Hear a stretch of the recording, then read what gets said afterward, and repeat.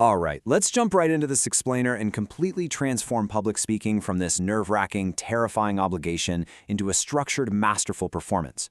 We've brought together some incredible sources today, ranging from the timeless wisdom of Dale Carnegie all the way to modern stage masters to really demystify the art of the stage. Because look, if you've ever felt that lingering doubt before speaking to a crowd, or if you've just wondered how the true pros make it look so utterly effortless, you are absolutely in the right place.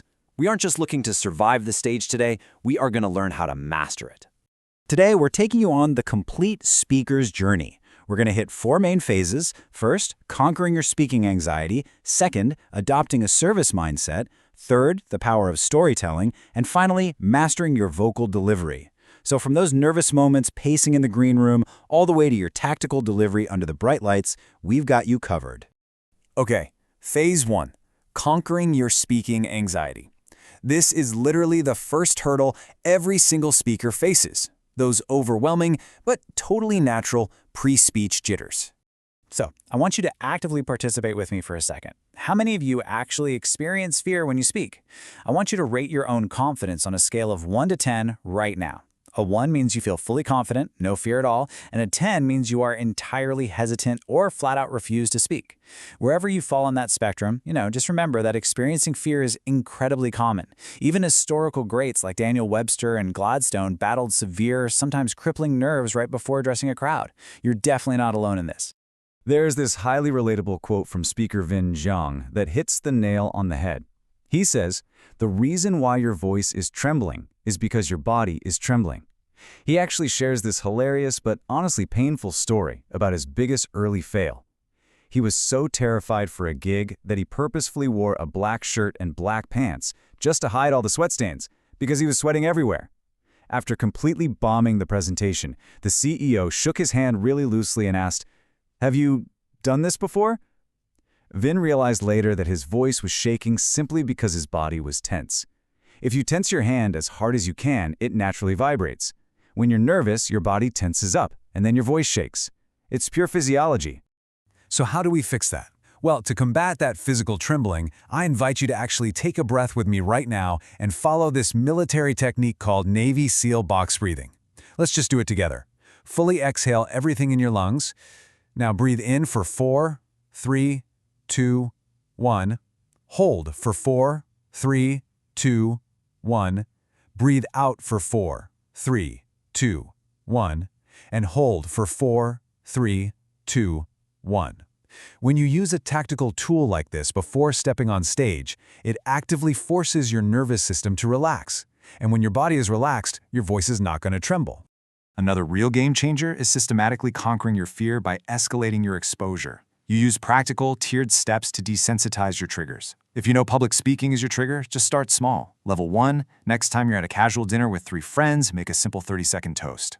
Level 2, next time actually stand up to make that toast. It's only weird if you make it weird, right? Level 3, stand up during your next Zoom meeting at work. Just tell them you need to stretch your legs. The more you systematically expose yourself to being the center of attention, the more you naturally desensitize that raw fear of presenting. Moving right along to phase 2, adopting a service mindset. Because once your body is calm, you absolutely must pivot your mindset before you step into the spotlight. It really comes down to a powerful dichotomy between speakers who just want approval and those who show up purely to serve. We've all seen the speakers with the taking mentality, right? Every presentation is littered with their Instagram handles. They remind you they have 6 PhDs, and if you dare ask a question, they just tell you to go buy their latest book. They desperately want something from you. But the greatest speakers, the truly masterful TED speakers, have a giving mentality. They show up because they've seen or experienced something that they deeply believe others need to hear. They don't even crave your approval. They are just there to give. And this mindset shift is huge because taking the focus off yourself removes that paralyzing self-consciousness. If your internal monologue is constantly me, how do I look, how do I sound, you are going to be incredibly nervous. But if you focus entirely on the audience, you wipe away what Henry Ward Beecher described as the rust upon the blade of worry. It isn't the actual work of speaking that destroys the machinery, it's the friction of self-conscious worry. Adopt the mindset that it's not about me. I am here to serve the people in front of me and just watch your anxiety melt entirely into purpose. Okay, phase 3, the power of storytelling. You've got your breath under control, you have a service mindset, so what do you actually say to hold a room captive? Get this. It is a staggering fact that 85% of the top multi-million viewed TED Talks are completely story-centric. 85%! Why is that number so incredibly high? Because the human brain fundamentally operates in pictures, and a well-crafted story has the unique ability to paint a vibrant, high-definition picture right in the mind of the listener. It's like the ultimate Trojan horse for your message. It crosses every industry, every demographic, and every level of expertise. But keep this golden rule in mind. Never tell a story without making a point, but never make a point without telling a story. Consider the speaker who was booked for a very serious, professional, motivational speech in Sioux Falls, only to walk in and discover he was presenting to a rowdy crowd at a completely open bar. No way, right? Instead of stubbornly sticking to his heavily researched plan, he had the situational awareness to pivot. He immediately launched into a hilarious story about a guy in his flight laughing hysterically when he found out he was traveling to Sioux Falls. The crowd absolutely roared, and he instantly won them over. He used that narrative to make his point and build an unbreakable bridge to his audience. And finally, we arrive at phase 4, mastering your vocal delivery. Because let's be honest, even the greatest story in the world is going to fall completely flat if the delivery puts your audience to sleep.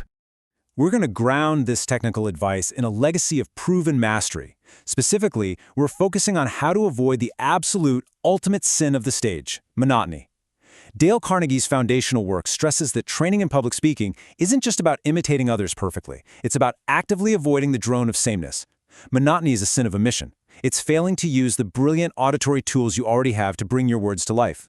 Seriously, monotony is exactly like striking a single note on a piano over and over and over again. It is maddening, and it completely destroys the life and force of your message. Think about a beautiful piece of music. It has range. It has soaring highs and deep lows, fast crescendos and slow, methodical parts. Nature itself is full of incredible variety. It's us humans who are often hopelessly monotonous. To fix this, you have to multiply your powers of speech by consciously using your tools. First up is tempo. That's the rate of movement, or the change of pace in your delivery. To sound completely natural, you must vary your speed. You shift gears dynamically, like an express train versus an ox cart, to actively capture attention. If you deliver a whole address at the exact same speed, you're depriving yourself of a massive tool for emphasis. If you want to make a really crucial, profound point, slow right down. But if you want to convey excitement or a sudden flurry of activity, you speed up. Continual change of tempo actively prevents boredom and creates a truly dynamic conversational effect. Next is pitch, the relative position of your vocal tone, whether it's high, medium, or low. Just as every big change in thought requires a big change in pitch, you must consciously move your voice up and down the scale to keep the audience locked in. This is literally nature's highest method. Listen to the birds singing, or just listen to the completely unscripted conversations of kids playing. They are full of pleasing, wild variations in pitch. A sudden shift to a very low, serious pitch draws the listener in close, or a jump to a higher, energetic pitch wakes them right up. It's an incredible tool to highlight major transitions in your speech. Then we have emphasis. This is all about applying force to important words and subordinating the unimportant ones. It's all about stark contrast. Think about it. A newspaper editor doesn't print every single word of an article in giant, bold red headlines, right? They only highlight the breaking, unusual news. The exact same rule applies to your voice. When you speak, you shouldn't hit every single word with equal, exhausting force. You want to concentrate your intensity and your earnestness onto the select few words that truly carry the weight of your message. Take a look at this phrase, destiny is not a matter of chance, it is a matter of choice. Think of the capitalized words there as the mountain peaks of your sentence that you hit with force while letting the smaller connecting words sink away into the background like stream beds. If you say, it is a matter of choice with equal flat weight on every single syllable, you destroy the contrast. But if you say, destiny is not a matter of chance, it is a matter of choice, you guide your audience's brain exactly where you want it to go. You're doing the heavy lifting for them. So I'm going to leave you with this final empowering question. What will your next speech topic be? Remember, true worth is in doing. You've got the master toolkit now. You know how to breathe to calm your body, how to adopt a relentless mindset of giving, how to paint vivid pictures with your stories, and how to use tempo, pitch, and emphasis to bring your message to vibrant life. If your voice is the only instrument you get to play, what symphony are you going to write today? Find your voice, step into the spotlight, and go serve your audience.